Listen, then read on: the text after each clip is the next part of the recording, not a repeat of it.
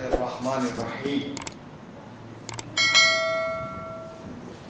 الحمد لله رب العالمين والعاقبة للمتقين والجنة للمتقين والصلاة والسلام على سيد الأنبياء والمرسلين خاتم النبيين سيدنا مولانا أبي القاسم محمد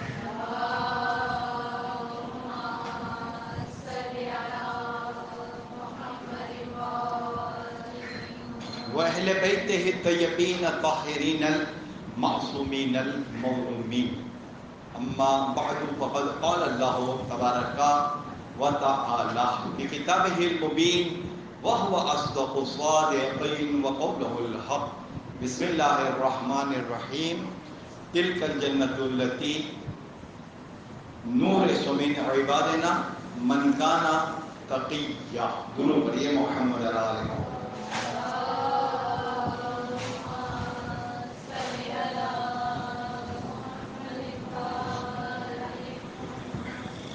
آج چونکہ 29 ماہ ذی قعدہ کا دن ہمارے اس کلاس میں شہادت کی مجلس کا انعقاد ہے اور ظاہر ہے کہ جب امام کی شہادت یا ولادت کی کوئی تاریخ آ جائے تو صاحبان ایمان یہ چاہتے ہیں کہ ولادت یا شہادت کے عنوان سے گفتگو کی جائے. سب سے پہلی بات بہت توجہ طلب ہے. توجہ طلب بات جو ہے وہ یہ ہے کہ امام کتنے ہیں. یہ جواب جو ہے بہت آسان ہے اور بہت سادہ ہے، لیکن جتنا میں نے پوچھا ہے اتنا یہ سادہ بھی نہیں ہے. میں نے پوچھا امام کتنے ہیں، برجستہ کہا گیا کہ 12 ہے. اس طرف آ جائیں، اس طرف 12 ہے. لہذا اس کا یہ سادہ سا جواب آج 2023 میں اور 1444 ہجری میں دینا بہت آسان ہے، لیکن خود امام علیہ السلام کا دور ظاہری، اب تو امام شہید ہو گئے. 12 امام کا عقیدہ ہمارا ان معنوں میں کہ ہم شریعت مقدسہ نبی اکرم کو ہم ان 12 اماموں سے اور شہزادی سلام اللہ علیہ سے ہی احادیث کے ذریعے سے لے رہے ہیں، یا انہوں نے جو شرح بیان کی ہے اسی سے ہم لے رہے ہیں. تو جناب علی جب مولا کا دور تھا تو مولا امام تھے، ایک امام تھے بس. پھر جب امام حسن علیہ السلام کا دور آیا تو 2 امام ہوئے. تیسرے امام کا دور آیا تو 3 امام ہو گئے. تو یہ بھی کیلکولیشن کوئی مشکل تو نہیں ہے، بہت آسان ہے. عقیدہ رکھنا ہے 12 امام کا، چاہے وہ مولا کا دور ہو، چاہے وہ چوتھے امام کا دور ہو، چاہے وہ 8ویں امام کا. لیکن یہ امام آئیں گے، یہ امام آئیں گے، ایک لفظ یہ ہو گیا. یعنی حضرت موسیٰ علیہ السلام کے زمانے کے لوگ، حضرت عیسیٰ علیہ السلام کے زمانے کے لوگ کیا نبی اکرم کے بارے میں کچھ باتیں جانتے تھے یا نہیں جانتے تھے؟ تو ظاہر ہے کہ قرآن مجید نے کہا کہ ہم نے نبی اکرم کا نام احمد توریت میں لکھ دیا ہے. یعنی قرآن مجید کی آیت ہے اسمہ احمد، ان کا نام احمد ہے. اور یہ زبور میں، توریت میں، انجیل میں، جناب تمام آسمانی صحیفوں اور کتابوں کے اندر یہ اسم مبارک موجود ہے. اور جب اسم مبارک موجود ہے تو ماننا ہے. سوال یہ پیدا ہوتا ہے کہ اس زمانے میں امام 12 ہے کہنا بہت آسان ہے، لیکن اس دور میں کہ جب امام علیہ السلام یا ائمہ علیہ السلام کا دور ظاہر تھا، اس وقت امام کی شناخت کرنا یہ اتنا سہل اور اتنا آسان نہیں تھا. ابھی میں اس کی دلیلیں دے رہا ہوں کہ جناب کیسے ہوا اور کیا ہوا. بہت اہم یہ گفتگو ہے اور ماشاءاللہ سے سامعین جہاں کہیں بھی ہوں وہ بہت غور سے سنتے ہیں، اور آپ کو تو سننا بھی چاہیے، اس لیے کہ آپ کو یہ پیغام آگے بڑھانا ہے۔ یہ پیغام اس انداز سے، یہ کتاب جو میرے پاس ہے آغا کاظم قزوینی کی کتاب، ان کی جو کتابیں ہیں اس میں جناب شہزادی معصومہ کی یہ کتاب ہے، چھٹے امام کی یہ کتاب ہے، اور 12ویں امام کی کتاب ہے۔ ابھی 2 کتابیں اور چھپ گئی ہیں، اور وہ کتاب جو چھپی ہے وہ امام علی رضا علیہ السلام پر ایک کتاب ہے،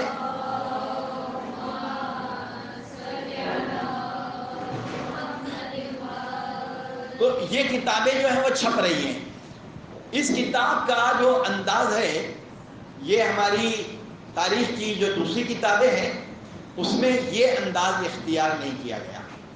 البتہ ترجمہ کرنے والوں نے ذرا ترجمہ کرتے ہوئے محاوروں کا خیال نہیں رکھا، وہ ترجمہ کر گئے۔ واقعات کو سمجھنا پڑتا ہے، اور سمجھ کر جس طرح سے میں یہ نوٹنگ کرتا ہوں، لکھتا ہوں، اس کتاب سے میں نے لکھا ہے اور کچھ اور جگہوں سے لکھا ہے۔ تو جناب علی، یہ جو بات میں گزارش کر رہا ہوں کہ جناب میں اس کی ابھی مثال دوں گا کہ 7ویں امام کا نام ہے امام موسی کاظم علیہ السلام۔ یہ کیا بات ہوئی؟ یہ تو کوئی بات ہی نہیں بھی، یہ تو بہت آسان بات ہے۔ یہ آج آپ نے کون سا نقطہ بیان کر دیا کہ 7ویں امام کا نام، 8ویں امام کا نام، 9ویں امام کا نام؟ نہیں، اب آپ سنیں تب آپ کو اندازہ ہوگا کہ یہ میں نے کوئی معمولی بات نہیں کہی۔ یہ کہنا کہ 7ویں امام علیہ السلام کا یہ نام ہے، آپ کو معلوم ہے کہ 7ویں امام کے زمانے میں ایک شیعوں کے اندر ایک فرقہ تشکیل پا گیا، ایک نیا فرقہ بن گیا۔ میں اس زمانے کی بحث نہیں کر رہا، میں اس زمانے کی بحث کر رہا ہوں۔ ایک نیا فرقہ بن گیا، وجود میں آ گیا۔ اس فرقے کے بننے کی وجوہات کیا تھیں؟ اس فرقے کے بننے کی وجوہات یہ تھیں کہ 7ویں امام علیہ السلام کی عمر مبارک بہت طویل عرصے تک ظاہر آپ قید خانے میں رہے، یعنی روایات کے اندر یہ جو جملہ ہے آپ 14 سال قید میں رہے، یا کم و بیش ایک کے بعد رہائی دی، پھر قیدی، پھر رہائی، پھر قیدی۔ مرزا دبیر کا وہ شعر بہت مشہور و معروف پڑھا جاتا ہے کہ امام کی جوانی اور پیری جو ہے وہ زندان میں گزر گئی۔ مرزا دبیر کا شعر ہے اور بہت مشہور ہے۔ لہذا امام علیہ السلام جب حیات ظاہر رکھتے تھے، لوگوں کا امام کے ساتھ رابطہ کم سے کم تر ہوتا چلا جا رہا تھا۔ وجہ کیا تھی؟ امام اپنی معجزاتی زندگی کے ساتھ کسی سے ملنے، یہ ایک الگ بات ہے، لیکن امام سے کوئی مل نہیں سکتا، امام سے ملاقات نہیں ہو سکتی۔ کیوں؟ امام ظالموں کی قید میں ہے۔ تو امام کا جو پورا سسٹم جو چلانے والے لوگ تھے، یعنی اس دور کے علماء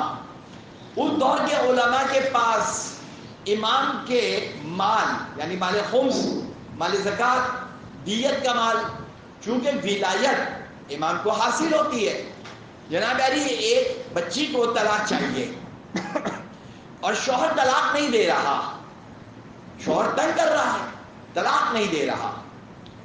امام علیہ السلام اختیار کلی رکھتے ہیں، اس کو کہتے ہیں طلاق ولائی، یعنی امام کہیں گے میری طرف سے، یعنی وہ جو جوان ہے جس کی بیوی ہے اس کی طرف سے میں طلاق دے رہا ہوں، یہ امام کو اختیار حاصل ہے، امام زمانہ ہے وہ، لہذا طلاق ولائی کہلاتی ہے وہ۔ یہ ذہن میں رکھیں، کبھی زندگی کے کسی موڑ پر خدا نہ کرے ایسا کوئی موقع ہو، ہم دعا کرتے ہیں کہ سب کے معاملات اچھے چلتے رہیں، لیکن اگر کبھی ایسا موقع آ جائے اور آتا ہے کہ جناب شوہر اڑ گیا اور نہیں دوں گا، اور جناب وہ نان و نفقہ بھی نہیں دے رہا ہے، نہ اس کی جو حق زوجیت ہے وہ بھی ادا نہیں کر رہا، تو یہ مرحلے آتے ہیں، تو پھر جو ہے امام اپنی طرف سے طلاق دے دیتے ہیں۔ ایک بات آپ نے یوٹیوب پر دیکھی ہوگی کہ جناب مولائے کائنات کو طلاق کا اختیار دیا گیا تھا کہ یہ میری ازواج ہیں، نبی اکرم کی بیویاں، نبی اکرم کی یہ جو بیویاں ہیں میری ازواج، نبی اکرم نے کہا کہ اگر یہ بغاوت پر آمادہ ہو تو اے علی میری طرف سے تم طلاق دے دینا. بیوی تو نبی کی ہے، وہ نام آپ کے ذہن میں لے کر آئیے. وَإِن تَظَاهَرَ عَلَيَّ فَإِنَّ هُوَ مَوْلَاهُ وَجِبْرِيلُ وَصَالِحُ الْمُؤْمِنِينَ. اے رسول کی دو بیویوں، تمہارے دل ٹیڑھے ہو گئے ہیں. وَإِن تَتُوبَ عَلَيْهَا، تم توبہ کرو، توبہ نہیں کرو گی تو پھر یہ ساری باتیں. لہذا جناب نبی اکرم نے مولا کو اختیار دیا. اب جناب امام ہیں قید خانے میں یہ باتیں آپ کو جو بتا رہا ہوں سمجھا رہا ہوں، ہر بات میں بہت گہرائیاں ہیں. لہذا اب امام ہے قید خانے میں، خمس کا مال آ رہا ہے، زکوٰۃ آ رہی ہے. ہمارے لیے زکوٰۃ کا لفظ ایک اچنبا، نیا، غیر معروف، ہم شناختہ نہیں ہیں اس لفظ سے. لیکن جو زمیندار لوگ ہیں، کھیتی باڑی کرتے ہیں، گندم اگاتے ہیں، کھجور اگاتے ہیں، کشمش منقع اگاتے ہیں، یا جن کے ہاں بھیڑ بکریاں پلتی ہیں تو ہر 40 بکری پر ایک بکری زکوٰۃ میں دی جاتی ہے. سونا اشرفی کی شکل میں ہو، چاندی ہو گنی کی شکل میں، اشرفی کی شکل میں، تو اس پر خمس اپنی جگہ، اس کا پورا ایک سسٹم ہے. زکوٰۃ بھی واجب ہے. یہ کہنا کہ شیعوں کے یہاں زکوٰۃ نہیں ہوتی یہ غلط لفظ ہے. شیعوں کے یہاں زکوٰۃ ہوتی ہے، لیکن زکوٰۃ ان چیزوں پر ہوتی ہے. تو مال زکوٰۃ زمینیں ہیں. اس زمانے میں 843 کلو گندم اگر کسی زمین میں اگے، اس فصل کے زمانے میں 843 کلو اگر اترے یا کٹائی ہو تو اس پر زکوٰۃ واجب ہے. تو ایک پورا نظام ہے زکوٰۃ کا. یہ سارا مال آ رہا. امام علیہ السلام کہاں ہیں؟ 7ویں امام. میں مجلس پڑھ رہا ہوں 9ویں امام کی، سمجھا رہا ہوں 7ویں امام کا دور کہ جناب 7ویں امام علیہ السلام تو قید خانے میں ہیں. تو جناب یہ جو ان کے نمائندے تھے، زیاد قندی، علی بن حمزہ بطائینی، یہ دونوں ان کے پاس یہ عالم تھے، یہ فقیہ تھے، یہ امام کے نمائندے تھے، لیکن مال دنیا. ہمارے استاد محترم صادق حسن صاحب قبلہ کا ایک جملہ ہے کہ مال نے خدیجہ کے دماغ پر اثر نہیں کیا. یہ ہمارے استاد کا جملہ ہے، اور ظاہر ہے کہ ان کا حق ہے بہت ہمارے اوپر کہ جناب ان کی مجلس کا ایک جملہ تھا کہ مال ایک ایسی شے ہے کہ جس نے سب کے دماغ خراب کر دی ہے. جس کے بعد دولت آئی اس کا دماغ خراب ہو گیا. فقط ایک خدیجہ طاہرہ ہے کہ جن کا ذہن اور دماغ سالم رہا. لہذا مال جب سامنے نظر آیا، امام ہے نہیں. شیطان بہت خطرناک طریقے سے ہمیں بہکاتا ہے. شیطان ہم سے یہ نہیں کہے گا کہ شراب پیو، شیطان ہم سے یہ نہیں کہے گا کہ زنا کرو، شیطان یہ ہم سے نہیں کہے گا کہ یہ جناب چوری کرو. نہیں، شیطان ہم سے یہ کہے گا ہی نہیں. شیطان کو اس طرح سے ہمیں گمراہ کرنے کی ضرورت ہی نہیں ہے. شیطان ہمیں کیسے گمراہ کرتا ہے؟ شیطان ہمیں گمراہ کرتا ہے، واہ میں کیسی مجلسیں پڑھتا ہوں، مجھ سے بہتر تو کوئی بھی نہیں ہے، میرے پاس اتنا علم ہے، میرے علاوہ تو کسی کے پاس اتنا علم نہیں ہے، میں اس باریک مسئلے کو جانتا ہوں، میرے علاوہ بڑے بڑے جو ہے وہ جناب اس مسئلے کو حل نہیں کر سکے، اور یہ مسئلہ میں نے حل کر دیا. شیطان یوں گمراہ کر دیتا ہے. یعنی شیطان جو گناہ کبیرہ ہے اس ذریعے سے ہمیں گمراہ نہیں کرے گا. شیطان ہمیں گمراہ کرے گا خود ہمارے اپنے جو کیفیات دینی ہیں اسی کے اعتبار سے ہمیں گمراہ کر دے گا. تو علی بن حمزہ بطائینی ہوئے یا زیاد قندی ہوئے، یہ دونوں جب خمس کے ڈھیر مال کو دیکھا تو ایک مرتبہ شیطان نے کہا امام تو ہے نہیں. یعنی اب یہ جو ہمارا عقیدہ کہ امام حاضر ناظر ہیں یہ اس وقت کام آتا ہے. میں کہوں گا کہ جناب یہاں پر ایک کمرہ ہے اور خالی کمرہ ہے، کون مجھے دیکھ رہا ہے؟ یہ کمرہ ہے، جو چاہوں میں کروں. لیکن اگر میرا عقیدہ یہ ہے کہ قُلْ اعْمَلُوا فَسَيَرَى اللَّهُ عَمَلَكُمْ وَرَسُولُهُ وَالْمُؤْمِنُونَ، اللہ تمہارے اعمال کو دیکھ رہا ہے، نبی دیکھ رہے ہیں، اور صاحبان ایمان یعنی ائمہ معصومین علیہ الصلوۃ والسلام ہمارے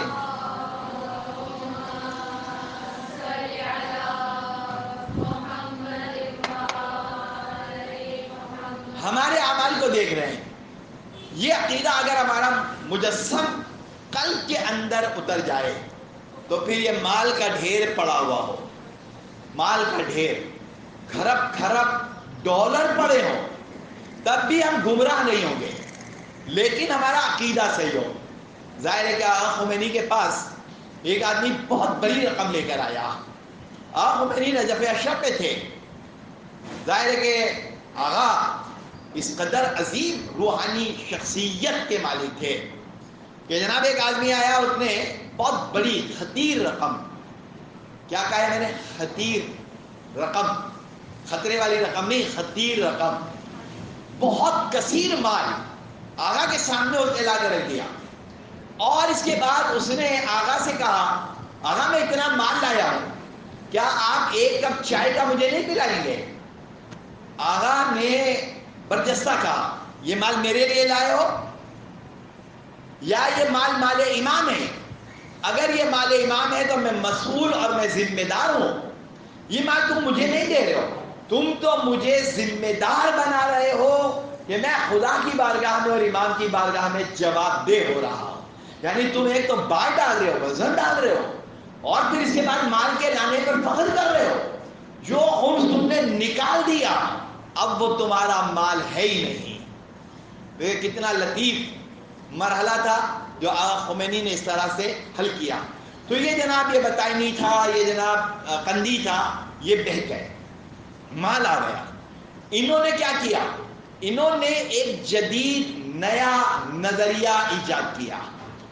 اس نظریے کا نام رکھا گیا واقفیہ. یہ لوگ کون بن گئے؟ وقوف، قف اور قف، قاف اور فے. قف کا مطلب ہے ٹھہرنا، قف اس کا مطلب کیا ہے؟ ٹھہرنا. انہوں نے ایک نظریہ قائم کیا. کون تھے یہ لوگ؟ شیعہ تھے. کون تھے یہ لوگ؟ ساتویں امام کی امامت کے ماننے والے تھے. کون تھے یہ لوگ؟ اب آج کے زمانے میں جب ہم بہت ساری مشکلات دیکھتے ہیں تو ہمیں حیرت ہوتی ہے. میں نے ابھی بڑی آسانی سے کہا کہ میرے امام ہے 12. یہ اس زمانے میں تو بہت آسان ہے. کتابوں میں لکھا ہوا ہے جب ہم 3-4 سال کے تھے توتا بولنا سیکھا تو ماں نے سکھا دیا، بڑی بہن نے سکھا دیا. مسجد آئے، مدرسے آئے تو جناب پنجتن 5، امام 12، معصوم 14، سارے نام ہمیں رٹوا دیے گئے. ہم آنکھ بند کر کے سارے اماموں کے نام لے لیں گے. لیکن 7ویں امام کے دور میں، 6ٹھے امام کے دور میں، 8ویں امام کے دور میں اتنا آسان نہیں تھا. امام کی شناخت کرنا بہت مشکل اور بہت دشوار تھا. درود پڑھیے محمد اور آل محمد پر. میٹھا صحیح نہیں تھا پچھلی مرتبہ، شکر کم تھی، کم ہے، چلو ٹھیک ہے. لہذا بہت ایک ایک لفظ توجہ سے سنیے، اس لیے کہ یہ کوئی معمولی بات نہیں ہے. شاید آپ نے نہ سنی ہو، کبھی سنی ہو یا نہ سنی ہو. میں آپ کے ذہن میں اس بات کو داخل کر رہا ہوں. میں نوے امام کی تاریخ پڑھ رہا ہوں. یہ معجزہ، یہ معجزہ، وہ معجزہ. امام نے وہ شکار والا مسئلہ حل کر دیا. امام نے وہ عورت صبح کے وقت حرام تھی، سورج چڑھا تو حلال ہو گئی، دوپہر کو حرام ہو گئی، عصر کے وقت حلال ہو گئی، مغرب کے وقت حرام ہو گئی، عشاء کے وقت حلال ہو گئی، آدھی رات کو حرام ہو گئی، پھر جب صبح ہوئی تو وہ عورت حلال ہو گئی. ایک ہی دن میں 8 مرتبہ میں سے 4 مرتبہ حلال ہو گئی، 4 مرتبہ حرام ہو گئی. یہ کیسے ہو گیا؟ یہ سب آپ کتابوں میں آج دیکھیے گا. میں ممبر پہ پڑھتا ہوں اور ظاہر سی بات ہے کہ اس کی ساری تفصیلات بھی، ہل اور حرم کے شکار کا مسئلہ یہ کیوں پیش آیا، امام نے کیا جواب دیا، یہ سارے مسئلے موجود ہیں کتابوں میں. لیکن آج میں ایک اور بات آپ کو سمجھانا چاہ رہا ہوں کہ 7ویں امام علیہ السلام کا دور ہے اور یہ گمراہ ہو گئے. کیوں گمراہ ہو گئے؟ اس لیے کہ مال دنیا کی لالچ میں آ گئے. مال ان کا تھا ہی نہیں. یہ تو ذمہ دار ہے. اگر مجھے آپ نے 500 روپے خمس دیے تو آقا کے دفتر میں جمع کر کے رسید لانا یہ میری ذمہ داری ہے اور میں آپ کو رسید لا کر دوں گا. تو جناب امام تو خود قید خانے میں ہیں. انہوں نے کیا کیا، انہوں نے ایک اور امام کے وکیل تھے، ان کا نام تھا یونس ابن عبد الرحمن۔ یونس ایک کام کرتے ہیں، یہ جو اتنا ڈھیر مال ہے اس میں سے ہم آپ کو اتنا دے دیں گے، وہ آپ کا ہو گیا، یہ مال آپ کا ہو گیا، یہ آپ لے لیں۔ ایک نیا نظریہ، ایک نیا دین، ایک نیا شیعوں کے اندر عقیدہ ابھرا، اس کا نام تھا کہ امام موسیٰ کاظم علیہ السلام قید خانے میں نہیں ہے، امام علیہ السلام پردہ غیب میں چلے گئے ہیں، پردہ غیب میں چلے گئے، ساتویں امام پردہ غیب میں چلے گئے، اور جناب اب وہ جب آئیں گے اس وقت تک جناب ہم آپ کے مقتدا ہیں، ہم قیادت کریں گے، ہم مسائل بیان کریں گے، ہم یہ کریں گے اور سارے لوگ ہماری پیروی کریں۔ یہ بڑی عجیب و غریب بات ہے۔ یونس ابن عبد الرحمن کو لالچ دی گئی، یہ 10,000 لے لو، یہ 20,000 لے لو، یہ لے لو، یہ لے لو۔ یونس ابن عبد الرحمن کا عقیدہ بہت مضبوط تھا، انہوں نے کہا یہ کام میں کرنے والا نہیں ہوں، کرو بھائی یہ کام، اتنے پیسے، اتنی دولت، کام نہیں، میں نہیں کروں گا۔ امام علیہ السلام قید خانے میں ہے، خدا امام کی حفاظت فرمائے۔ اب آپ اندازہ لگائیے، امام موسیٰ کاظم علیہ السلام قید خانے میں ہے اور جناب 8ویں امام علیہ السلام کی ولادت ہو گئی، امام علیہ السلام 8ویں امام اس دنیا میں تشریف لائے۔ اب جناب عمر امام علیہ السلام کی بڑھتی جا رہی ہے، بڑھتی جا رہی ہے۔ امام علیہ السلام کو اللہ نے کوئی اولاد نہیں دی،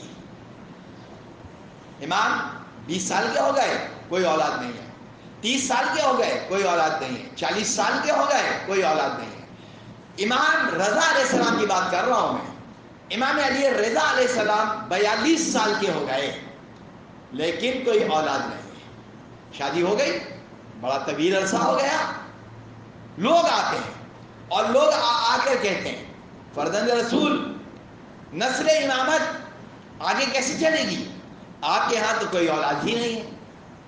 بعض لوگوں نے آ کر تانے دیے، جس طرح سے نبی کو تانے دیے تھے کہ آپ منقطع النسل ہیں، ابتر ہیں۔ امام علیہ السلام سب کو ایک ہی جواب دیتے تھے کہ خدا نے اس سلسلے کو جاری رکھا ہے اور پروردگار مجھے ایک فرزند، ایک بیٹا عطا کرے گا کہ جس سے نسل امامت آگے بڑھے گی۔ مولا آپ 30 سال کے ہو گئے، مولا آپ 35 سال کے ہو گئے، مولا آپ 40 سال کے ہو گئے، شادی ہوئے زمانہ ہو گیا، آپ کے ہاں کوئی اولاد نہیں ہے۔ اب کیا ہوا، 7ویں امام کے بارے میں ان لوگوں نے گمراہ کن پروپیگنڈا کیا اور 7ویں امام قید خانے میں شہید ہو گئے۔ 8ویں امام علیہ السلام کو اللہ نے اولاد نہیں دی۔ اس حدیث کا کیا کریں گے کہ ائمہ اثنا عشر من بعدی کلہ من قریش، میرے بعد میرے 12 امام ہوں گے جو سب کے سب قریش سے ہوں گے، تو اگر یہ 8ویں امام ہیں تو ان کا کوئی نہ کوئی بیٹا ہونا چاہیے، اور اگر یہ لاولد دنیا سے چلے گئے تو سلسلہ امامت منقطع ہو گیا، رک گیا، ختم ہو گیا۔ یہ جو میں نے پہلے کہا ہے کہ امام کتنے ہیں، آپ نے فوراً کہا 12، میں نے کہا اس زمانے میں یہ جواب دینا تو بہت آسان ہے، اس زمانے کی مشکلات، یہ میڈیا، یہ سائنس، یہ جناب علی، یہ یوٹیوب، یہ سارے چینلز، یہ جناب چیزیں نہیں تھیں۔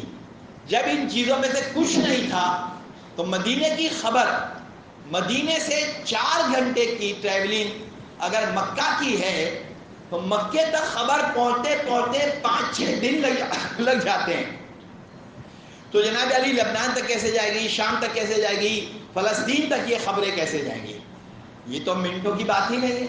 حاجی اڑا کراچی ایئرپورٹ سے 4 گھنٹے میں جدہ ایئرپورٹ پہنچ گیا اور جوفہ چلا گیا ٹیکسی میں 3 گھنٹے میں، واپس آ گیا جناب مکے میں، اور جناب طواف کیا اور اس نے اپنا سارا عمرے کا اور حج کا جو بھی ذمہ داریاں ہیں اس نے پوری کی، ارکان پورے کیے اس نے۔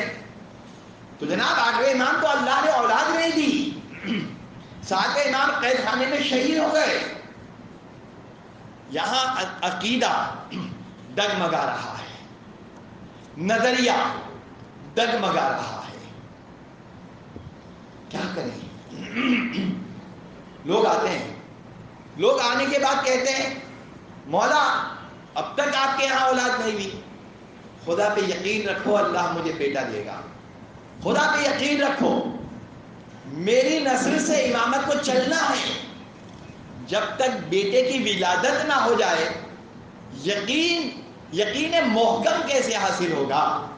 हाँ, आपने तो कहा यहां इमामत के अकीदे में, फिर मैं वो लफ्ज कह रहा हूं तज़ब्ज़ुब, ठीक हो गया, तज़ब्ज़ुब पैदा हो रहा है। जनाब अली इनका अकीदा जो है डगमगा रहा है, पता नहीं ये इमाम है कि नहीं है। एक वाक़िया फिरका पैदा हो गया शियों में, 8वें इमाम के बारे में, इमाम 9वें इमाम के ना होने की वजह से क्या हुआ जनाब? अब अकीदा डगमगा रहा है, पता नहीं इमाम है कि नहीं, पता है कि इमाम है कि नहीं। इमाम अलैहिस्सलाम ने शादी की और पहली शादी की उम्मुल फजल से। उम्मुल फजल जो है वो बादशाह की बेटी थी, हारून रशीद अब्बासी की पोती, मामून रशीद अब्बासी की बेटी। उसकी तरबियत का सामान कहाँ हुआ? उसकी तरबियत का सामान दरबार में हुआ, दरबार शाही। और दरबार शाही में जहां मामून के हरम में ढेरों औरतें हों, शराब और कबाब की महफिलें हों, तो जाहिर है कि औरतें घर में रहती हों, तब भी वो इसी अंदाज के खद्दो खाल को समझती तो है कि हमारा बाप ये कर रहा है, हमारे दादा ने ये किया, लिहाजा ये बच्चे उसी रंग में रंग जाती हैं। यौमुल फजल इबादत की कोई आदत नहीं, तकवा परहेजगारी छूने को नहीं, अच्छे ख्यालात मौजूद नहीं, और वही दरबार की तमाम आसाइशें और आराम, ये सब कुछ उसके अंदर दाखिल हुआ और पुख्ता हो गया। परवरदिगार आलम भी बड़ा लतीफ खुदा है। खुदा ने क्या किया? खुदावंद तबारक व तआला ने, मैं 2 नाम आपको बता रहा हूं। एक नाम है नबी अकरम की दुख्तर नेक अख्तर शहजादी सैयदा सलामुल्लाह अलैहा,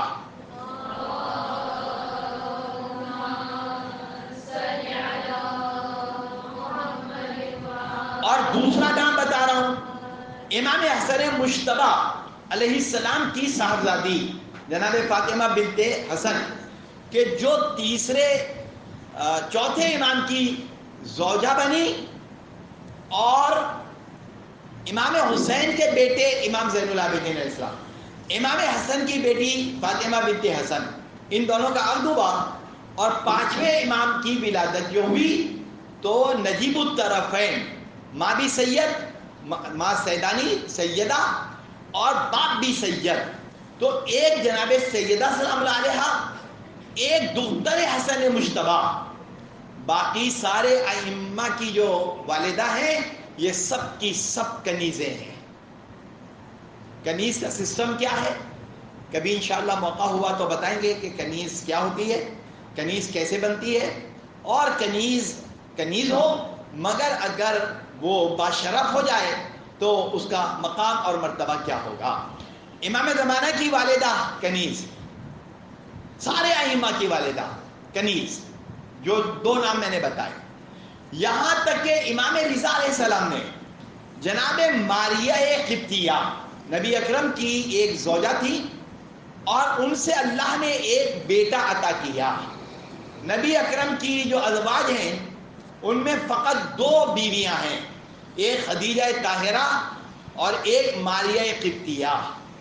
जनाब उम्मे सलमा बेवा थी, और मैमुना बेवा थी, फला बेवा थी, बड़ी उम्र की थी, तो उनसे औलाद नहीं हुई।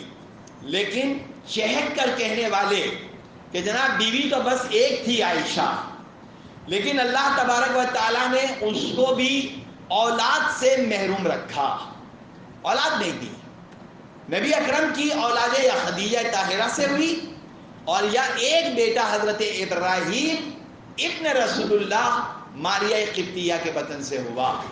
ماریا کی قبر کہاں ہے؟ ماریا کی قبر دیکھنے سے تعلق رکھتی ہے. وہی سناٹا، وہی جنت البقیع کا سا سما، اور ان کے قریبی میں نے آپ کو بتایا تھا کہ شمعون یہودی کا گھر تھا.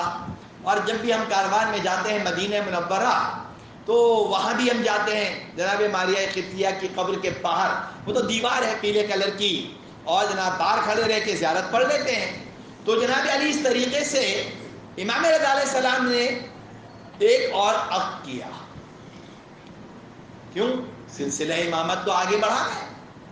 اللہ نے شادی ہو گئی آپ کی، 18 سال کی عمر میں آپ بیوی کو لے کر آ گئے ام الفضل کو مدینے میں. پہلے بغداد میں رہتے تھے، پھر مدینے آ گئے، لیکن اولاد نہیں ہوئی. جناب لوگ تانا بھی دے رہے ہیں اور سوال بھی کر رہے ہیں. ایسے عالم میں ماریہ قبطیہ کی نسل سے ایک بی بی خضرا خاتون سے امام علیہ السلام نے عقد کیا، اور عقد کا ثمر یہ تھا کہ جناب نوے امام محمد تقی جواد علیہ السلام کی ولادت ہوئی.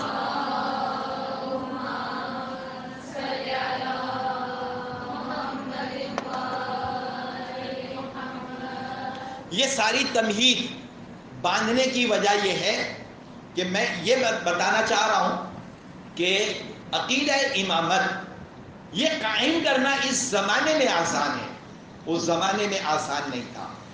اب میں آپ کو بتا رہا ہوں، 8ویں امام 42 سال کے ہو گئے تھے، بچے نہیں ہوئے. ایک ہی بیٹا ہوا، ٹوٹل ایک بیٹا امام علیہ السلام کا. ائمہ علیہ السلام میں سے 11 امام زمانہ کے بارے میں ہم بحث اس وقت نہیں کر رہے، لیکن بہرحال وہ بھی ایک بحث طلب ہے. سارے ائمہ نے متعدد عقیدے کنیزیں تھیں آپ کے پاس، اور جناب امام علیہ السلام حقوق زوجیت کو ادا کرتے رہے. اب جناب 8ویں امام کا فقط ایک بیٹا، اور یہ ولادت ہوئی ہے 195 ہجری. 195 ہجری ولادت ہو گئی. اب لوگ آ رہے ہیں 8ویں امام سے آ کر کہتے ہیں فرزند رسول آپ کو اللہ طویل حیات عطا کرے، لیکن ہمیں مامون سے خوف ہے، کچھ ہو گیا تو پھر کون ہے؟ کہا یہ بچہ امام ہے. یہ بچہ یہ 2 سال کا بچہ، 3 سال کا بچہ، پھر 4 سال کا بچہ. جب امام علیہ السلام کی شہادت ہوئی 203 ہجری، تو کل عمر مبارک ہے 8 سال. ٹوٹل عمر کتنی ہے؟ 8 سال.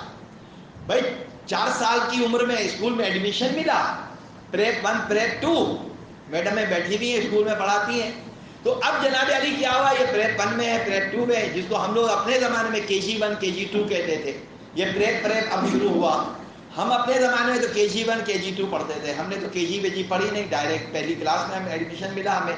تو اب جناب علی اسی لیے کمزور رہ گئے. تو اب اس میں ہوا کیا کہ جناب علی یہ آتے ہیں لوگ اور آ کر کہتے ہیں فرزند رسول یہ تو بچہ ہے، یہ بچہ تو جھولے میں ہے، یہ بچہ تو ماں کی گود میں ہے، یہ بچہ تو بہت چھوٹا ہے. امام نے کہا کہ کیا قرآن میں آیت نہیں ہے یا یحییٰ خذ الکتاب بقوہ، یا یحییٰ خذ الکتاب بقوہ وآتیناہ الحکم صبیہ. اے یحییٰ بچپن میں، طفل چھوٹا بچہ صغیر سنی، اس میں کتاب کو قوت سے پکڑ لو، تھام لو. یا یحییٰ خذ الکتاب بقوہ، طاقت کے ساتھ اس کتاب کو پکڑ لو. وآتیناہ الحکم صبیہ، اور ہم نے تو بچپن میں آپ کو نبوت عطا کر دی. کیا قرآن کی آیت؟ اچھا سورہ مریم نکالیں. سورہ مریم جناب یہ لوگ آ گئے، یہ لوگ آئے اور کہنے لگے، چلے کہنے لگے کہ لفظ کے بعد تو میں چھوڑ دیتا ہوں، اس کے بعد کی بات بتا رہا ہوں. جناب مریم سے کہا یہ کیا؟ جناب مریم نے چپ کا روزہ رکھ دیا. خدا نے کہا روزہ رکھو، تو ایک روزہ ہوتا ہے بھوکا پیاسا رہنا. جناب مریم سے کہا کہ خاموش ہو جائیں، آپ کو کلام نہیں کرنا. اس کو بھی روزے کا لفظ کہا گیا ہے. رمضان میں ایسے روزے ہو جائیں تو کیا بات ہے. لہذا جناب، اور گرمی میں ایسے روزے ہو جائیں کہ خاموش رہیں. پھر بھی عورتیں جو ہے وہ یہ روزہ نہیں رکھ سکتی. جناب مریم جو ہے انہوں نے یہ روزہ رکھا، چپ کا روزہ. جناب انہوں نے آ کر کہا یہ کیا؟ تو جناب مریم نے کیا کیا؟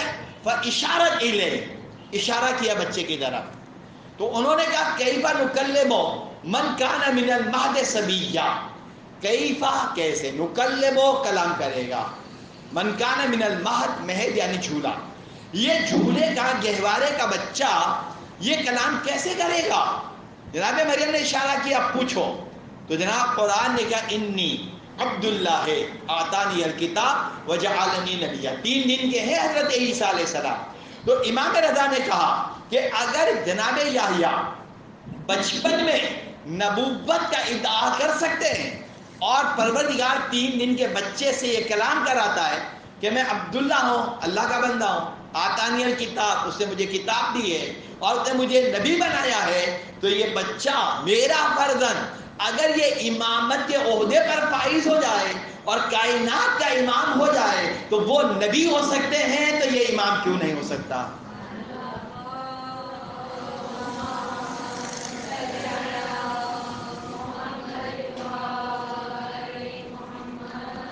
لہذا یہ امام. اور جناب اب امام علی رضا علیہ السلام کی شہادت واقع ہو گئی 203 ہجری، اور جب شہادت واقع ہو گئی تو اب پوری کائنات کا امام کون ہے؟ پوری کائنات کے امام ہیں 9 امام. 9 امام کی عمر کتنی ہے؟ 8 سال. لہذا عقیدہ شیعہ یہ بنا کہ امامت کے لیے عمر کو نہیں دیکھا جاتا. یہاں تک کہ اب میں ایک اور پہلو بیان کر رہا ہوں. معجزات بہت ہیں، کتابیں بھری ہوئی ہیں معجزات سے. میں معجزات کی طرف آج شاید نہ جاؤں، پھر کبھی پڑھ دیں گے معجزات بھی، لیکن میں دوسری بات بیان کر رہا ہوں. اب لوگ آ رہے ہیں، کوئی جناب شام سے آ رہا ہے، کوئی ایران سے آ رہا ہے، کوئی فلسطین سے آ رہا ہے، مکے سے آ رہے ہیں. اور جناب جب آنے والے آتے ہیں ایک 80 فقیہوں کا ایک گروہ، یعنی علماء کا ایک گروہ امام علیہ السلام سے ملنے کے لیے آیا اور دیکھا کہ وہ ایک نوخیز بچے ہیں، 8 سال کا قد. پروردگار عالم نے ایسا نہیں ہے کہ جس کو امام بنایا تو قد آدم بنا دیا، 6 فٹ کے 7 فٹ کے امام بنا دیا، ایسا نہیں ہے، بلکہ ان کا قد نارمل جو 8 سال کے بچے کا ہے یا 10 سال کے بچے کا ہے، بس وہی. لہذا یہ لوگ آتے ہیں اور آ کر کہتے ہیں یہ بچہ یہ ہمارا امام. پھر کیا ہوا؟ لوگوں نے 30,000 مسئلے 3 دن میں پوچھے اور امام نے ہر مسئلے کا صحیح تفصیلی جتنا سوال کرنے والا چاہتا تھا اتنا جواب دیا، اور لفظ بدل کے کہہ رہا ہوں کہ اتنے جواب دیے. اور جب وہ جواب دے دیتے تھے تو لوگ کہتے تھے ہو نہ ہو یہی ہمارے امام ہیں.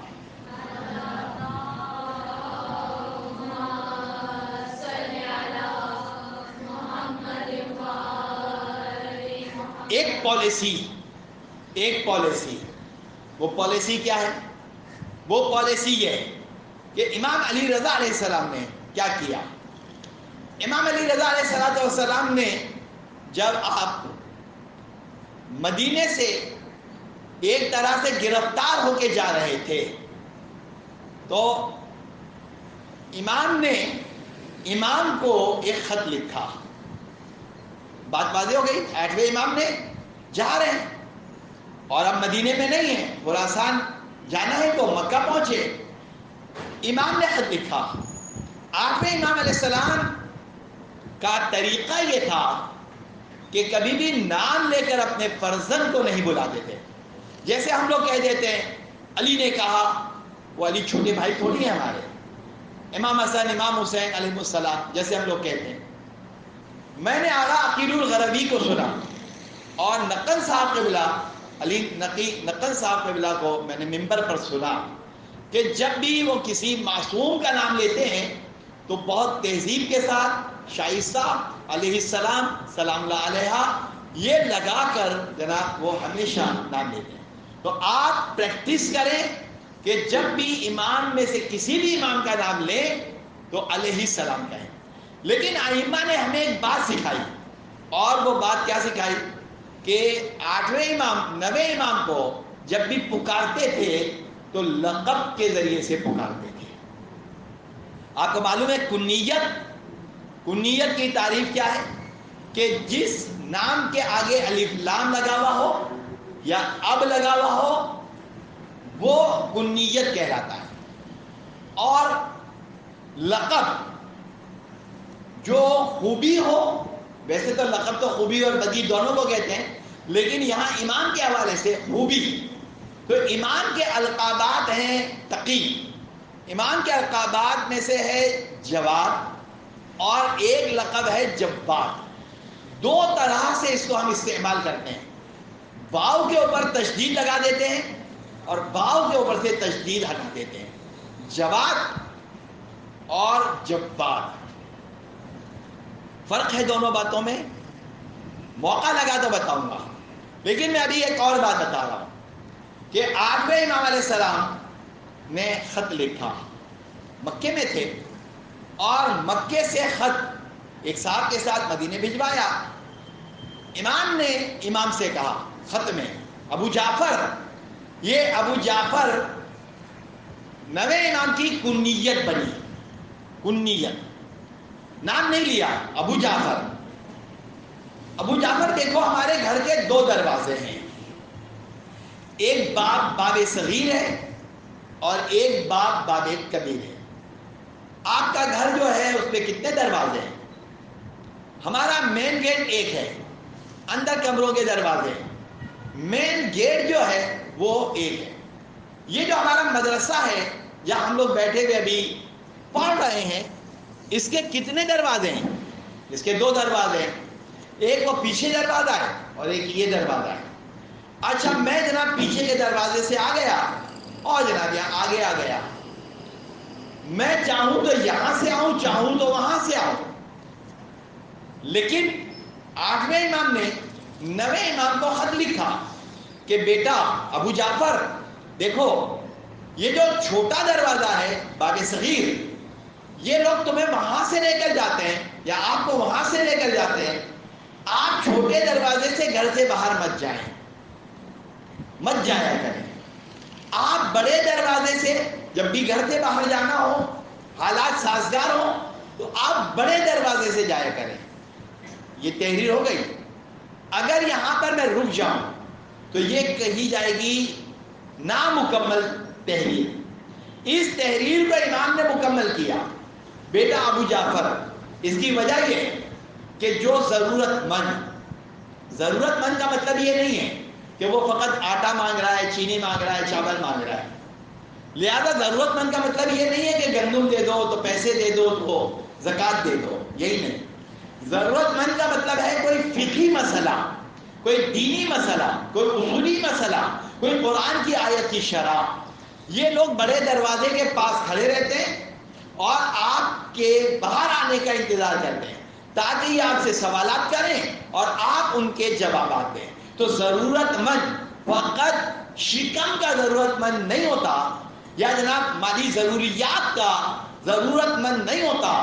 ایک دینی مسئلے کا ضرورت مند بسا اوقات اس مالی ضرورت سے زیادہ ضرورت مند بن جاتا ہے کہ جناب اگر اس کو دینی مسئلے کا علم نہ ہو، دینی مسئلے کا علم اگر نہ ہو تو جناب علی وہ گناہ کرے گا، وہ حرام کام کرے گا. تو حرام کام سے بچانے کے لیے اس کو سوال کا ذریعہ بنا کر، سوال بنا کر اپنی ضرورت کو پیش کرے. جناب میں حج پہ جانا چاہ رہا ہوں، احرام کہاں سے باندھوں؟ میں سائل ہوں. ابھی میں نے کیا کہا ہے؟ میں سائل ہوں. اور سائل کے سوال کو حل کرنا، امام فرماتے ہیں کہ جب بدعت معاشرے میں پھیل جائے، پھر سنیں، امام فرماتے ہیں جب بدعت معاشرے میں پھیل جائے تو علماء پر واجب ہے کہ وہ اپنے علم کا اظہار کریں اور اپنے علم کے ذریعے سے بدعت شدہ معاشرے کو بدل کے رکھ دیں. ہمارے یہاں کتنی بدعتیں ہیں، کتنی بدعتیں. میں ایک بدعت ابھی 10-12 دن پہلے کی ایک بدعت ہے، میں آپ کو سنانا چاہ رہا ہوں اور وہ سن لیں. واقعات تو بہت ہیں، عجیب عجیب چیزیں. میں 10-12 دن پہلے یہاں زہرین میں نماز پڑھنے کے لیے آیا. میں جب آیا تو یہاں پر ایک خادم ہے، ان کے ساتھ کوئی صاحب کوئی بات کر رہے تھے ان کے ساتھ. میں وضو خانے پر آیا اور میں وضو کرنے لگا تو خادم نے اس صاحب کو اشارہ کر کے میری طرف متوجہ کیا. مجھے نہیں معلوم کیا بات تھی. بہرحال وہ صاحب میرے پاس آئے، مجھ سے کہنے لگے کہ ذوالجناح کا جھوٹا پانی چاہیے. آپ نے سنا ہے پہلے کبھی ایسا؟ ذوالجناح کا جھوٹا پانی چاہیے. میں حیران ہو گیا. میں نے کہا یہ کیا مطلب؟ کہنا ہاں وہ ہماری ایک منت تھی، ہمارا مریض جو ہے وہ شفا پا گیا تو ہم نے منت مانی تھی کہ اگر یہ شفا پائے گا تو ذوالجناح کا جو بچا ہوا پانی ہوگا، یعنی ہم اس کو پانی پلائیں گے تو وہ پانی بچ جائے گا، وہ پانی ہم اپنے مریض کو پلائیں گے. میں نے تو سر پیٹ لیا اپنا، وضو خانے پہ میں کھڑا ہوا تھا. بہرحال تحمل کیا میں نے اور میں نے کہا کہ یہ بتائیے کہ انسان افضل ہے یا حیوان افضل ہے؟ انسان افضل ہے. میں نے کہا جب انسان افضل ہے تو بھائی میرا جھوٹا پانی پلا دو جا کر مریض کو. میں ایک گلاس پانی پی رہا ہوں، آدھا پیوں گا آدھا چھوڑ دوں گا، پلا دو جا کر. میں انسان ہوں، میں حیوان کے مقابلے میں باعظمت ہوں. تو جناب نہیں ہماری منت ہے. میں نے کہا بھائی یہ ذوالجناح جو ہے یہ ہم جو عزاداری میں نکالتے ہیں، برآمد کرتے ہیں، اس کی صرف ایک وجہ ہے کہ ہم لوگوں کو یہ بتانا چاہتے ہیں کہ یہ ذوالجناح کی شبیہ جو وہ اصل مرتجز تھا یا گھوڑا تھا یا ذوالجناح تھا، اس نے کربلا میں امام علی مقام کے ساتھ وفا کی اور امام کی مدد کرتا رہا اور امام کے خانوادے کے پاس آ کر خبر شہادت دی. بس یہ ہم بتانا چاہ رہے ہیں کہ یہ حیوان وفادار تھا. اے انسانوں تم نے امام کے ساتھ دھوکہ کیا، امام کو بھوکا پیاسا رکھا. بس یہ ہم سمجھانے کے لیے یہ شبیہ برآمد کرتے ہیں، نہ کہ ہم اس کو افضل بناتے ہیں. خیر مذاقن میں نے 2-4 جملے اور بھی کس دیے اس کو. میں نے کہا جنہیں بھی ذوالجناح کو جا کے کھلا دیتے ہو ہمیں بھی کھلا دیا کرو کبھی. تو بہرحال دودھ اس کو بھی پلاتے ہو ہمیں بھی پلا دیا کرو. بہرحال میں مذاق کے موڈ میں رہتا ہوں تو میں نے اس سے بھی 2-4 جملے مذاق کے کہہ دیے. بہرحال تو جناب ہمارا معیار علمی کتنا گر گیا. اور امام کہتے ہیں جب بدعت کا رواج ہو تو علماء پر واجب ہے کہ وہ اپنے علم کا اظہار کر کے بدعت کا خاتمہ کریں. اور امام محمد تقی علیہ السلام کو نصیحت کیا کی ہے 8ویں امام نے؟ یہ بھی امام وہ بھی امام، اور وہ ابھی حیات رکھتے ہیں تو اس لیے یہ امام سامت ہے، وہ امام ناطق ہیں. امام نے کہا کہ بڑے دروازے سے آیا کرو. کوئی اگر غریب آٹے کا غریب چاول کا غریب ہے تو اس کو دو، اور اگر کوئی سوالی ہے تو اس کے سوال کا جواب دو. اب آپ نے دیکھا کہ امام کیا چاہتے ہیں؟ امام یہ چاہتے ہیں کہ جو اسلام کا نظریہ ہے، دین کی جو باتیں ہیں، فقہ ہے، خود نوے امام نے کہا تفقہ فی الدین، دین میں تفقہ حاصل کرو. وضو کے مسئلے، روزے کے مسئلے، حج کے مسئلے، غسل کے مسئلے یہ سیکھو. کئی دفعہ ہم نکاح پڑھنے جاتے ہیں اور دلہا میاں سے پوچھتے ہیں غسل کیسے کرتے ہو؟ کہنا میرے ابا سے پوچھو جا کر. تمہارے ابا سے کیا کریں بھائی پوچھ کر؟ تم بتاؤ کہ کیسے غسل کریں گے. آپ کو غسل نہیں آتا، مسجد کے اندر آپ کیسے آتے ہیں؟ شادی ہو رہی ہے آپ کی اور آپ کو یہ بات نہیں معلوم ہے. تو جناب دین کا پڑھنا اور دین کا سکھانا واجب ہے. جتنا علم ہماری ضرورت ہے اتنا سیکھنا. لہذا امام علیہ السلام کے پاس ایک نابینا آیا اور امام علیہ السلام مکے ہی میں تھے. یہ واقعہ بھی اسی کتاب کے اندر لکھا ہوا ہے. یہ کتاب میں نے آپ کو بتائی ہے، بہت مفید کتاب ہے. بہرحال واقعات وغیرہ کے حوالے سے، تاریخ وغیرہ کے حوالے سے 14 ستارے پڑھیں، محفل و مجالس پڑھیں، جو چاہے پڑھیں، لیکن بہت قیمتی موضوع کے ساتھ اس کتاب کے اندر جو گفتگو ہے یہ میں نے دوسری کتابوں میں نہیں دیکھی. اس لیے بہرحال اس کتاب کو میں نے جہاں تک یہ نشان لگا ہوا ہے یہاں تک میں نے پڑھا ہے اس کو اور اس کے کچھ نوٹس بھی لکھے ہیں. ظاہر ہے کل رات میں نے تواشا میں مجلس پڑھی ہے اور وہ اپلوڈ بھی کر دی ہے. 1 گھنٹے کی تقریر تھی وہ, اور میں یہ باتیں بھی بیان کی ہیں, کچھ اور بھی بیان کیا ہے. لہذا جناب اب کیا ہوا, امام علیہ السلام کے پاس جناب ایک نابینا آیا. نابینا ایک آدمی کے ساتھ ہاتھ پکڑ کر آیا اور امام علیہ السلام سے کہنے لگا وہ نابینا کہ مولا میں نابینا ہوں, مجھے نظر نہیں آتا. نابینا نظر نہیں آتا, ہاں نظر نہیں آتا, مولا دعا کریں. امام نے ایک کاغذ منگوایا, قلم منگوایا, امام نے تحریر لکھی, ابو جعفر یہ شخص میرے پاس آیا اپنی اس بیماری کے علاج کے لیے, تو اے بیٹا اس کے خط کو پڑھو اور اس کی مشکل کو حل کر دو. خط کو باندھا, لپیٹا, موڑا اور جناب اس کے حوالے کر کے کہا کہ مدینے جاؤ اور مدینے جا کر میرے فرزند سے ملاقات کرو اور میرے فرزند سے جا کر یہ خط دے دینا اور تمہارا مسئلہ وہ حل کریں گے. یہ کیا بات ہوئی؟ 8ویں امام آپ خود, آج جب میں خود ایک وقت شاید 83 کے زمانے میں یا 2008 2009 2010 2011 تقریباً ہر سال ہم ایران گئے اور میں نے اکثر دیکھا ایران میں کہ ہم رواق کوثر کے اندر ہوتے تھے اور ایک مرتبہ شور کی آواز ہوتی تھی اور جب پوچھتے تھے کہ کیا ہوا تو لوگ بتاتے تھے کہ امام علیہ السلام کے پاس ایک نابینا آیا تھا اور 8ویں امام نے اس کو بینا کر دیا. تو مولا وہ تو روزے کی برکتیں ہیں, آپ تو مکے میں خود زندہ موجود ہیں تو آپ بینا کر دیں. یہ آپ نے ابو جعفر کو خط کیوں لکھا؟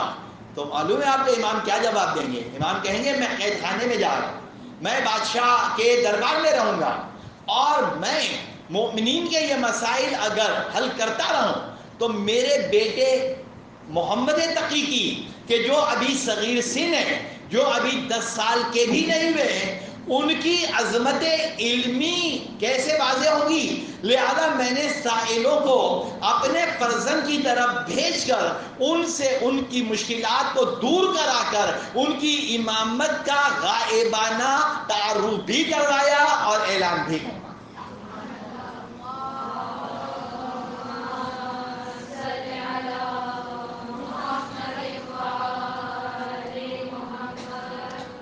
بہرحال وقت زیادہ ہوا لیکن میں یوٹیوب پر دیکھ لیجئے گا, تفصیلات میں نے رات کو بیان کی ہیں. آپ کے لیے ایک بات اور بیان کر رہا ہوں, اور وہ کیا بات ہے؟ آپ نے سنا ہے, دیکھا ہے, ہو سکتا ہے آپ کے پاس ہو, ایک حرز ہے اور حرز مولا کا بھی ہے, دیگر ائمہ کے بھی حرز ہیں, لیکن جس طرح سے تقی 12 اماموں میں یہ لقب فقط 9ویں امام کا ہے. سارے امام تقی ہوتے ہیں, مولا تو امام المتقین ہے, لیکن لقب کے اعتبار سے 9ویں امام کا لقب. اس طرح سے حرز یہ مشہور و معروف ہے 9ویں امام کا, اور اس حرز کو رکھنا, سنبھالنا, بازو میں باندھنا, یا اگر کوئی چھوٹا سا بچہ ہو تو اس حرز کو جو طریقہ کار ہے بچے کے گلے میں ڈالنا یا انگلی سے حرز کی جو عبارت ہے اس کو پیشانی پر لکھنا. ایک عورت آئی آغا بہجت کے پاس, آغا بہجت سے کہنے لگی کہ میں اکثر چونک کر اٹھتی ہوں, سو جاتی ہوں, نیند میں ڈراونا کوئی خواب آ جاتا ہے, ایک دم چونکتی ہوں اور گھبرا کے اٹھ جاتی ہوں. آغا بہجت نے 3 چیزیں بتائیں. پہلی چیز یہ ہے کہ آپ سورہ موزتین یعنی سورہ فلق اور سورہ ناس آپ اس کی تلاوت کریں. چونکنا, گھبرانا, ڈرنا, گھر میں اکیلے, کمرے میں اکیلے اور جناب کوئی آ رہا ہے کوئی جا رہا ہے, ایسا محسوس ہوتا ہے. بعض اوقات اجنہ آتے ہیں, بعض اوقات یہ وہم ہوتا ہے ہمارا بھائی ہمارے گھر میں 10-12 لوگ رہتے ہیں، یہ میں نے مذاقاً تھوڑی کہا ہے، خود ہمارے گھر کے اندر 10 افراد تھے، ہم 8 بھائی بہن تھے، والد اور والدہ، تو 10 افراد تو ہم لوگ بھی تھے، اب نہیں ہے، لیکن بہرحال اس وقت تو تھے جب ہم چھوٹے تھے تو 10 افراد ہوتے تھے، ایک بھرا گھر، اور ہر وقت شور شرابہ، چی چا چو چا، بس کوئی آ رہا ہے کوئی جا رہا ہے۔ اب جناب اتنا بھرا گھر اور اکیلے گھر میں کبھی رہنا پڑے تو انسان گھبراتا ہے۔ آقا بہجت صلی اللہ علیہ وسلم نے کہا کہ میں چونکتی اور گھبراتی ہوں۔ آقا نے کہا کہ یہ سورہ فلق اور ناس کی تلاوت کیا کرو، کچھ صدقہ دو، اور حرز جواد کو اپنے بازو میں باندھو۔ حرز جواد کو باندھو گی تو تمہارا خوف اور تمہارا ڈر نکل جائے گا۔ ابھی ایک شادی ہوئی تقریباً 2.5 مہینے میں، وہاں سے ایک پیغام میرے پاس آیا کہ دلہن جو ہے وہ بہت گھبرا رہی ہے، بہت ڈر رہی ہے۔ بہرحال اس کو حرز جواد دے دیا گیا، اور یہ حرز جواد کہاں سے ملے گا، کیسے ملے گا، یہ انشاءاللہ میں خود ہی آپ کو لا کر دے دوں گا، اس لیے کہ جو چھپے ہیں وہ اس کا پیپر زیادہ اچھا نہیں ہے، لہذا میں وہ تو آپ کو نہیں دوں گا۔ بہت ہی مہین اور بہت ہی باریک پیپر ہے یہ، بغیر وضو کے اس کو ہاتھ نہیں لگانا چاہیے۔ اس کا مطلب یہ ہے کہ میں باوضو گفتگو کرنے کا عادی ہوں، میری عادت میں ہے کہ ممبر پر آتا ہوں تو وضو کرتا ہوں۔ تو یہ جناب علی حرز ہیں، لیکن اس کا جو پیپر ہے وہ مجھے زیادہ اچھا نہیں لگ رہا، تو میں نے مردوں سے تو یہ کہا ہے کہ جناب یہ والیٹ میں ڈال دیں، اور خواتین جو ہے اگر وہ گلے کا تعویذ پہنتی ہیں تو اس کے اندر جو ہے وہ ڈالیں، یا انگوٹھی ہے تو انگوٹھی کے اندر، یا جو اسٹار والی انگوٹھی ہے، اور ہم نئی انگوٹھی پہنتے ہیں حرز جواد والی۔ بہت سارے علماء بہت بھرے ہوئے واقعات، بس میں اتنی سی بات بتا رہا ہوں کہ جناب یہ حرز جواد جو ہے شیاطین سے، اشرار سے، خوف سے، چونکنے سے، حسد سے، یہ تمام چیزوں سے حرز جواد ہماری حفاظت کرتا ہے۔ یہاں تک کہ آج امام علیہ السلام کی بیوی، کون سی بیوی؟ پہلی بیوی، جیلس جو ہے وہ پہلی بیوی ہوتی ہے، اور وہ جناب جیلس جو ہوتی ہے اس نے جناب اپنے باپ کو بار بار کہا، انہوں نے دوسری شادی کر لی ہے، اور جناب یہ علی یہ بنی عباس کو برا بھلا کہتے ہیں، یہ یوں کرتے ہیں، یہ یوں کرتے ہیں، شکایتوں کے انبار۔ اسلام کا کیا پیغام ہے وہ اپنی جگہ، اسے تو کوئی ماننے کے لیے تیار ہی نہیں ہے، کون مانے گا پھر ہمارے کلچر میں؟ لہذا جناب اس نے شکایتوں کے انبار لگائے، تو اس نے پیا، شربت نہیں پیا، اس نے پیا، اور جب پیا تو نشہ آیا، اور جب نشہ آیا تو اس نے تلوار نکالی، اور تلوار نکال کر، امام تو بغداد میں تھے، تلوار نکال کر امام کے گھر میں گھس گیا اور امام پر حملے کرنے لگا، امام پر حملے کیے اس نے، اور گویا کہ امام کی گردن پر تلوار رکھی اور تلوار سے امام کی گردن کو کاٹ دیا۔ امام، یہ بات یہاں پر ہو گئی، لیکن میں تھوڑے عرصے کے بعد کی ایک بات کہہ رہا ہوں، بتا رہا ہوں۔ جب امام علیہ السلام کو زہر دیا تھا ام الفضل کے ذریعے سے اس کے چچا معتصم باللہ نے، کہ جو ہارون کا بیٹا تھا، مامون کا بھائی تھا، اور یہ جملے سن لیں، ہارون جس نے 7ویں امام کو شہید کیا، مامون نے اپنے سگے بھائی، ماں الگ ہے باپ ایک، وہ زبیدہ کا بیٹا تھا، زبیدہ ظاہر آپ نے سنا ہے، زبیدہ کی کہانی ایک زمانے میں بہت عام تھی، اور زبیدہ کے بارے میں کہا جاتا ہے کہ جو زمزم کی جو پائپ لائن ہے مکے سے جو چل رہی ہے مدینے کی طرف، اس کا آغاز مامون کی بیوی زبیدہ نے ہی کیا، ہارون کی بیوی زبیدہ نے ہی کیا تھا۔ یہ جناب امین کی ماں تھی، اور یہ مامون جو ہے یہ ایک اور کنیز کے بطن سے تھا، لہذا جناب مامون نے اپنے سگے بھائی امین کو حکومت کے لیے قتل کروا دیا تھا، اور اسی کا بھائی ہارون کا بیٹا اور مامون کا بھائی معتصم، اس نے 9 امام کو شہید کروایا۔ 2-3 منٹ کی اور زحمت ہے، اسے کہ میں یہ بات کمپلیٹ کر دینا چاہتا ہوں، اس میں ابھی سینکڑوں باتیں ہیں، سینکڑوں نکتے ہیں، لیکن میں یہ بات مکمل کر دینا چاہتا ہوں۔ تاکہ یہ بات اپڈیٹ ہو جائے گی، یہ کمپلیٹ تقریر ہو جائے گی۔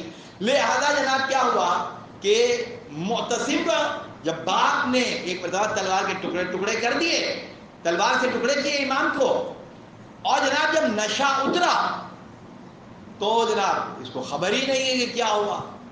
امام نے، نوے امام نے اپنی زوجہ ام الفضل سے کہا تھا کہ میں جب شہید ہوں گا تو میری شہادت کے فوراً بعد تم ایک ایسی بیماری میں مبتلا ہوگی کہ اس بیماری کو تم لوگوں کے سامنے اظہار بھی نہیں کر پاؤ گی، اظہار بھی نہیں کر پائی، ایسی بیماری۔ ناسور ایک پیدا ہوا اور ایسے مقام پر پیدا ہوا کہ وہ عام لوگوں کو بتا بھی نہیں پا رہی تھی کہ یہاں پر میرے یہ ناسور پیدا ہو گیا۔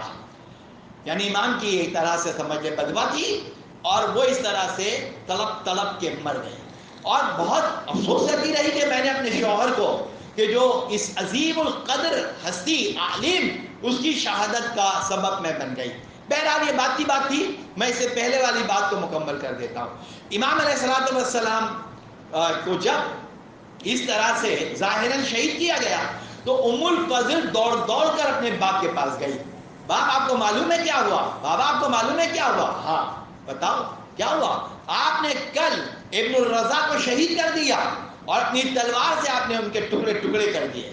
مامون نے کہا یہ میں نے کر دیا، کیسے؟ کہا نشے میں دھت تھے، نشے میں تھے اور تم نے یہ کام کیا۔ مامون نے ایک غلام کو بلایا، غلام کا نام تھا یاسر۔ یاسر سے کہا جاؤ امام کے گھر اور امام کی کیفیت کو دیکھو۔ یاسر غلام جب امام کے گھر آیا تو دیکھا امام بالکل صحیح و سالم ہے، امام صحیح و سالم ہے۔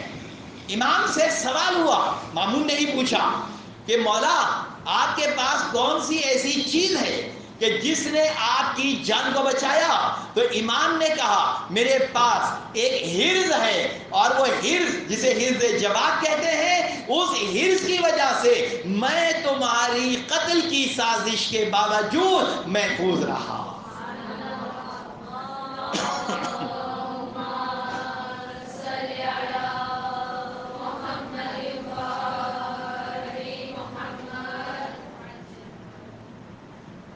والسلام علیکم ورحمۃ اللہ وبرکاتہ۔ اسے بند کرو اب سے۔